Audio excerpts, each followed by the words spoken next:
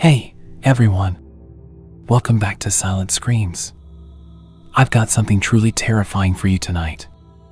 You know those moments when everything feels a little too quiet, like the world's holding its breath, waiting for something to happen? Well, what if that something was worse than anything you've ever imagined?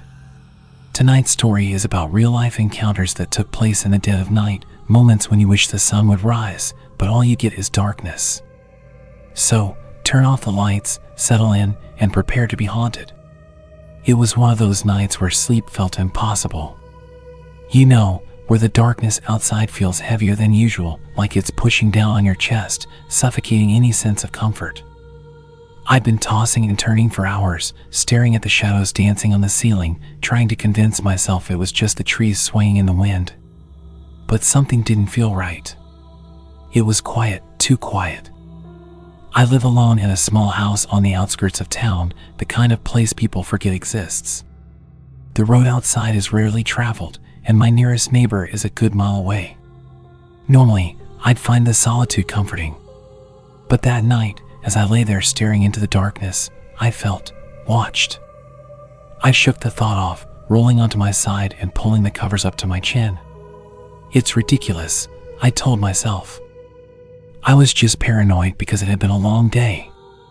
The kind of day where everything seemed to go wrong, where every little thing felt like a sign that something was off. I closed my eyes, trying to focus on my breathing, willing sleep to come. That's when I heard it. A faint creak, like someone stepping on the old wooden floor in my hallway. My eyes shot open, heart pounding in my chest. I told myself it was just the house settling, a noise I'd heard 100 times before. But as I listened, I realized it wasn't just a random sound. It was rhythmic, deliberate. Footsteps. I sat up slowly, straining to hear through the oppressive silence. My bedroom door was closed, and I hadn't heard anyone come in. I hadn't seen any headlights pass by the window, no sounds of a car engine cutting through the night. But there was no mistaking it now. Someone, or something, was walking in my house. I reached for my phone, but my hands were shaking so badly I almost dropped it. There was no signal, not out here. Even if I could call someone, who would I call? The nearest police station was 20 miles away. I'd be on my own by the time they even considered coming. The footsteps were closer now, slow but steady. They seemed to pause just outside my bedroom door. My heart was racing, my breathing shallow, and I could feel the sweat beading on my forehead. My eyes flicked to the door, expecting it to burst open at any second. Then, silence. For a moment, I thought maybe I had imagined the whole thing. I stayed frozen, barely daring to breathe, waiting for some other noise, anything to prove it wasn't all in my head. But the quiet stretched on, suffocating, until I was certain that whoever, or whatever it was, had gone. I let out a shaky breath, convincing myself that it was just my nerves, just my mind playing tricks on me. But before I could even begin to relax, the doorknob started to turn. I felt my blood run cold as I stared, wide-eyed, at the door. The knob twisted slowly, deliberately, like someone was trying to be as quiet as possible. My heart hammered in my chest, each second dragging on like an eternity. The door creaked open a fraction of an inch, just enough for a sliver of darkness from the hallway to spill into the room. I couldn't move, couldn't breathe. My mind was screaming at me to do something, but my body refused to cooperate. I was paralyzed with fear. "Who's there?" I finally managed to whisper, my voice trembling. No answer. The door stayed still, barely ajar, as if whoever, or whatever, was on the other side was waiting for me to make the next move. I felt the urge to get up, to slam the door shut and lock it, but my legs felt like they were made of lead. I could only sit there, staring at the crack in the door, waiting for something to happen. Then, from the hallway, I heard a sound that chilled me to my core. It wasn't footsteps this time.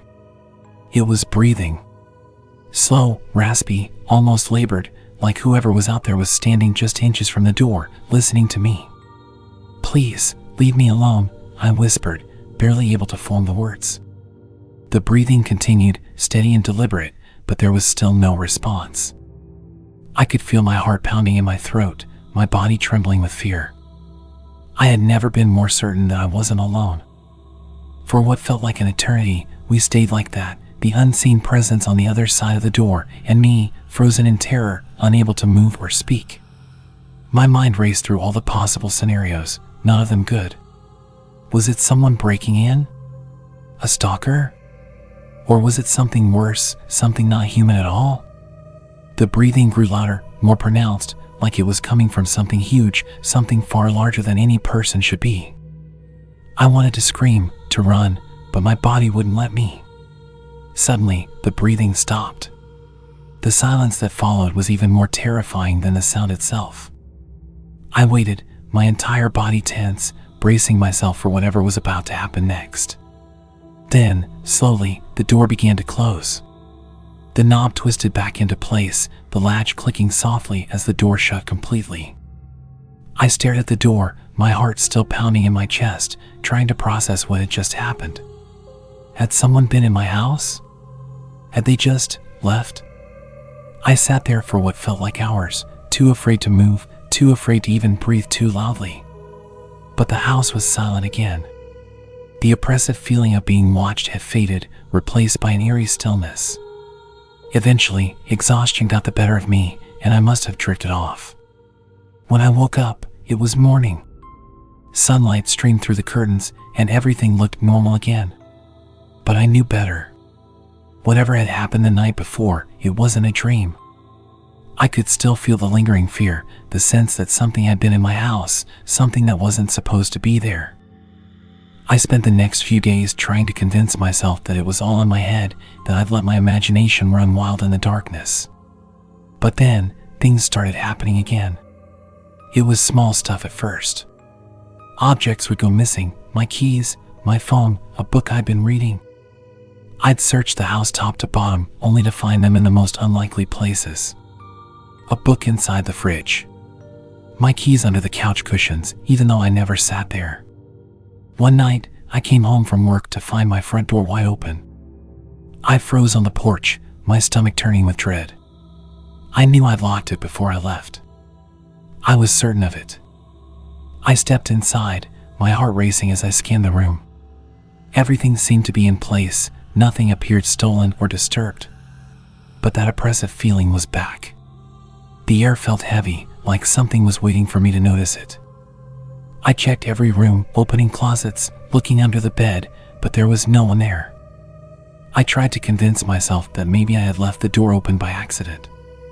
Maybe I was just being paranoid. That night, as I lay in bed, I couldn't shake the feeling that I was being watched again. The shadows on the walls seemed to move, twisting and curling like smoke. I squeezed my eyes shut, telling myself it was just a trick of the light, just my tired mind playing games with me. But then I heard it. The breathing. The same slow, raspy breathing I heard that night in the hallway. This time, it was in my room. I sat up, my heart pounding in my chest. The room was pitch black, the only light coming from the faint glow of the clock on my bedside table. I reached for the lamp, my hands trembling, but when I flicked it on, nothing happened. The bulb had burned out. The breathing grew louder, closer. I could feel it, hear it, like whoever, or whatever, was standing right next to my bed. I grabbed my phone, fumbling to turn on the flashlight.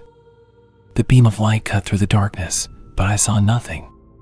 The breathing stopped again, replaced by a soft, almost imperceptible whisper.